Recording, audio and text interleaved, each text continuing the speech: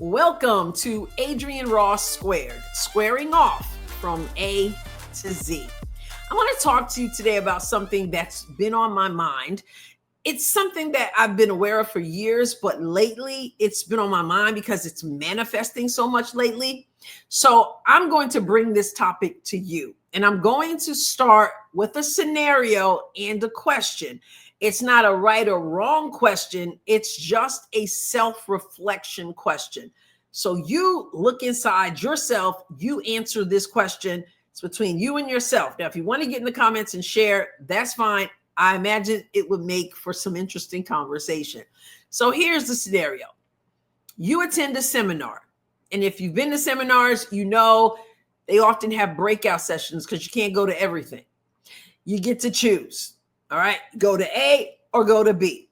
A is you can go to a breakout session on 5 horrible things my friends and I experienced when we went downtown.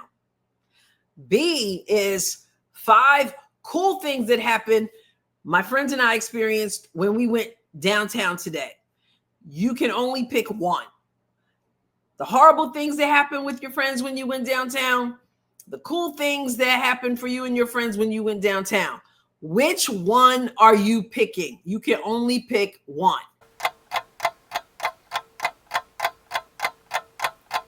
Now, my experience tells me,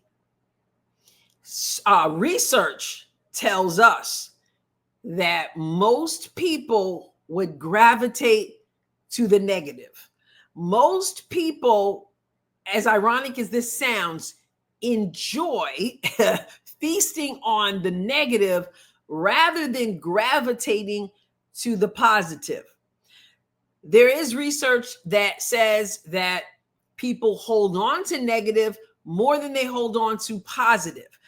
And I asked you that question, and it reminds me of, as a teacher, if I was an English teacher. So if I assigned an essay for my students and I would say to them, write about the one teacher you cannot stand and why. I'm telling you, they would pick up their pens and they are going to town with it. Oh, yes, I get to talk about Miss So-and-so. And they're excited about it. If I ask them, write an essay about a great day that you experienced. Miss Ross, can you give us some examples? Because or we got to write about, I'm telling you that I experienced it over the years, that if you present someone with something negative versus presenting someone with something positive, people will tend to gravitate toward the negative and even enjoy seemingly talking about it. Talking about the positive is more of a drudgery, and it's really a fascinating study. Then think about when you take in, when someone speaks to you negative versus someone speaking to you positive. You would think that the good things that people say about you would really stay with you. No, research shows that you need 3 positive things spoken to you to override one negative thing. And then there's also research that suggests it's actually 5. You need 5 positive encounters to override one negative. We are so drawn to the negative. The negative has such a huge impact on our lives. So you would think then that we would choose to go toward the positive because we understand how the negative weighs us down. But that doesn't seem to be human nature. We see it on social media. I see it over on the main channel. I don't see much of it anymore because I cut a lot of it off. But over on the main channel, the Adrienne Ross Show, where sports and culture connect, we understand and we see that people are drawn to the rage bait, the thing that makes people upset. And we would rather hold on and feed ourselves with negative than we do positive. And it really, honestly, is troubling. And it causes some people to manufacture negative because they recognize that the negative, it's what will pull people in. And so they'll take something, they'll look for something, they'll dig for something. Again, they'll manufacture something because people are drawn to that. I remember when I was in college, one of my great friends in college, I was a junior, we shared, it was sort of off campus, on campus housing. I didn't even explain all that, but it was not in the dorm area. It was off, but it was school. It wasn't like on your own, getting your own apartment. It was school, housing, sort of, right? And that's not the important part. But my good friend, we lived in this house. It was like an apartment. It had it was bigger than a suite. It was an apartment. And so we shared a room, and there was another room. And I remember my friend saying, "Oh my goodness, you're so happy in the morning. I can't take it." And I would say, "I'm happy to wake up. I'm glad to be alive." And I'm not saying this was a negative person, not at all. But some people are just not morning people. But overall, that stood with me, that thought, like, you're just too happy. And a lot of times we're like that, whether you're talking about first thing in the morning or not. There's something about people who are positive that causes some people to pull back because they're wired, sadly, to embrace the negative. Now, I'm finding, speaking again about the main channel, I'm finding that there are a lot of people who are hungry for more positive. They're tired of the negative stuff, and they're pulling away, and they're drawing themselves toward me because they consider that positive. But I also, and they want that, but I also had someone shared in a live stream. So I'm sharing it because it was shared in a public live stream, that there are people who said basically that I'm too positive for them. I'm not mean enough, or whatever the case may be. And so they go where they can feast on that negative vibe. And so it's an interesting study. It's an interesting thing to think about. And I think it's dangerous for us to constantly be drawn to the negative. Those students in 7th grade, by the way, I taught, who would have no problem starting an essay about something negative where they can dog someone, dog that teacher, talk about what they don't like about the teacher, but have a harder time if you said, "Hey, talk about, a really good day that you had." Not that they never had good days, but for some reason, I'd rather do that one. I'd rather talk about that. So why is that? Why do you think that is, guys? If you're going to use the comments for that. Why is it? And which one are you? Are you a positive person? Do people, when they come around you, feel like after being in your presence, they've been lifted up? Or when people come around you, do they feel like, "Oh my goodness, I've just been rained on"? And I feel like sometimes it's like you get around certain people, everything is so negative. And you feel like you need a shower by the time you're done hanging out with them because they pour so much dirt on you, so much weight on you. And listen, I'm not talking about that fake, everything is going wonderful when it's not. I'm not talking about that.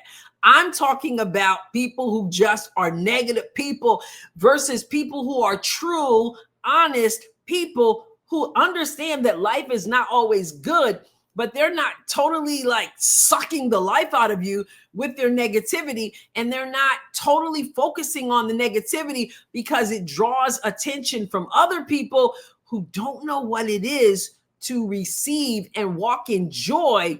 And for some, don't know what it is to walk in truth. They will manufacture stuff so that they can feast off of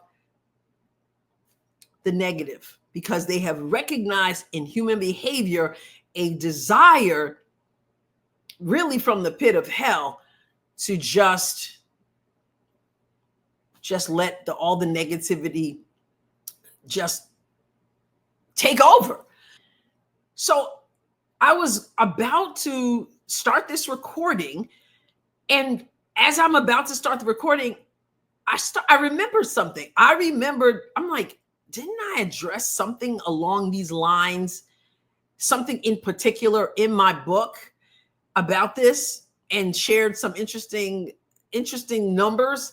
I'm like, I did. And so I had to go get my book. It's called Push Your Way to Purpose, How to Get From Where You Are to Where You're Meant to Be. It's one of 3 books I've written.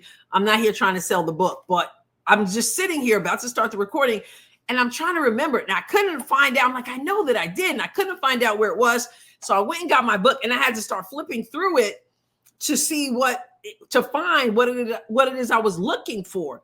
I published this book in 2017. Chapter 8 of this book is called Raise Your Expectations. Raise Your Expectations.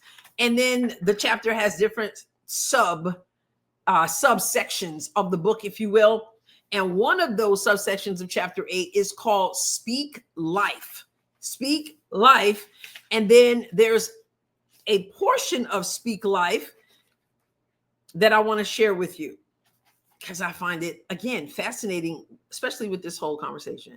So it says, people have to be spurred on to speak positively. The negative just comes more naturally to us. Perhaps we learned that while growing up, listening to our parents or listening to talk radio as adults. The negativity is often so far-fetched, we should reject it outright. But because it's popular, I suppose, we gravitate to it. In fact, we often have no tolerance for people who are positive. We distrust them and sometimes even avoid them, finding them irritating. You've heard people say it before. She's so cheerful, it's annoying. Or, I don't trust him. He's too happy. He must be hiding something. We don't seem to respond the same way to negativity. For example, we don't view with suspicion people who say early in the morning, he ruined my day. It's 8 o'clock. How in the world is your day ruined already? Nonetheless, as a teacher, I heard students say that the first thing in the morning. Think about how absurd that is with this scenario. School begins at 8 o'clock a.m. and ends at 3 o'clock p.m. Someone or something got under your skin at 8:05 a.m. and you determined then that you're going to have a bad day at school. You have therefore made that decision after a mere 1.19% of your school day. That's outrageous. To highlight just how outrageous that is, let's apply the same scenario to the years of life. Let's say your life expectancy is 80 years.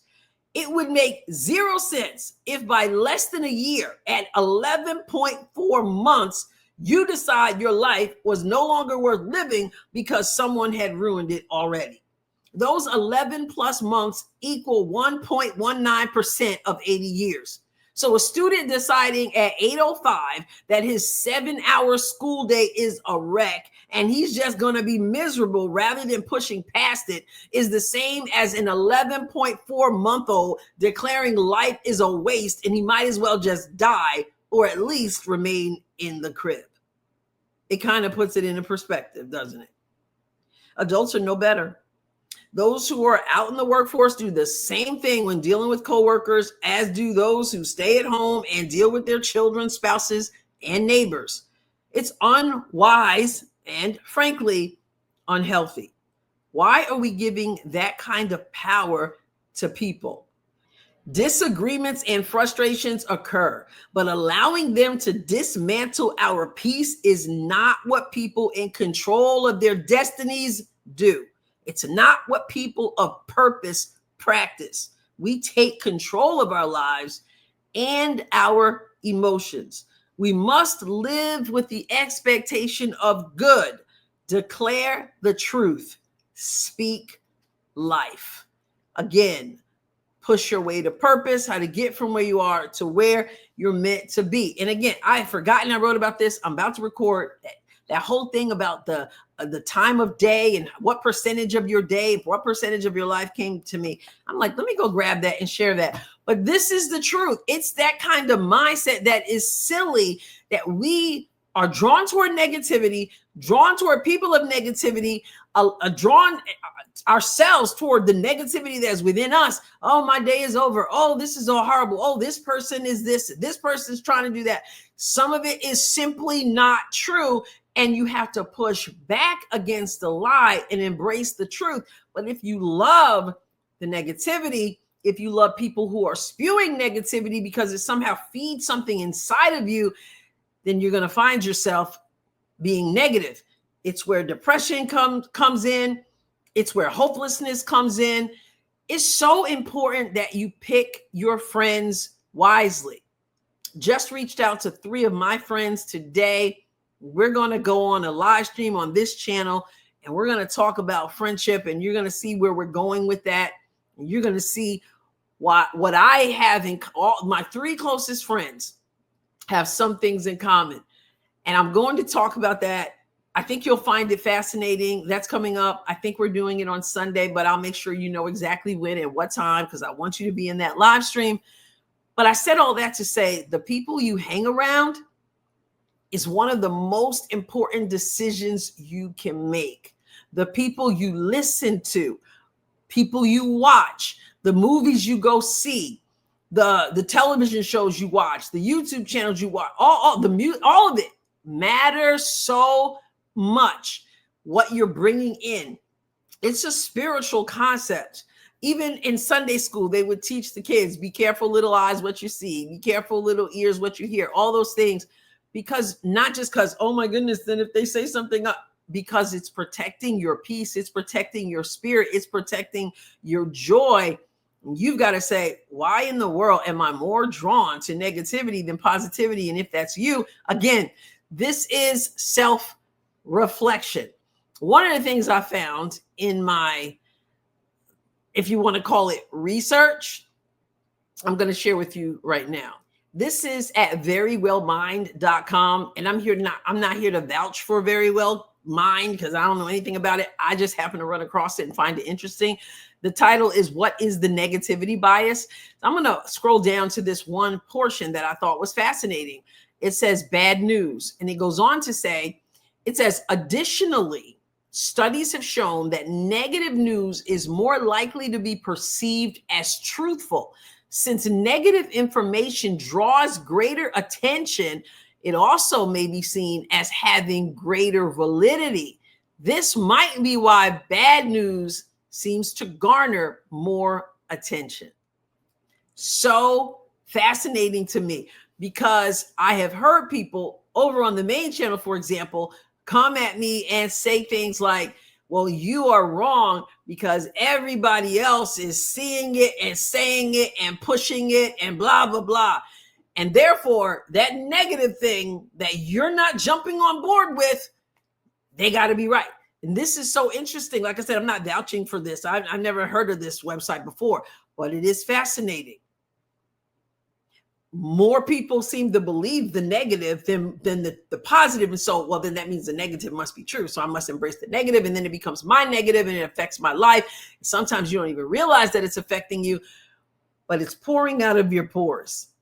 So I just thought that was fascinating. And I want to challenge you, be careful who you spend your time with, what you're taking in, and even check yourself when you find like, man, I kind of am like, I would have picked that negative seminar, or I am hanging around people and all we're doing is feasting on the negative and spewing the negative. And I kind of find the positive girl over there a little bit annoying.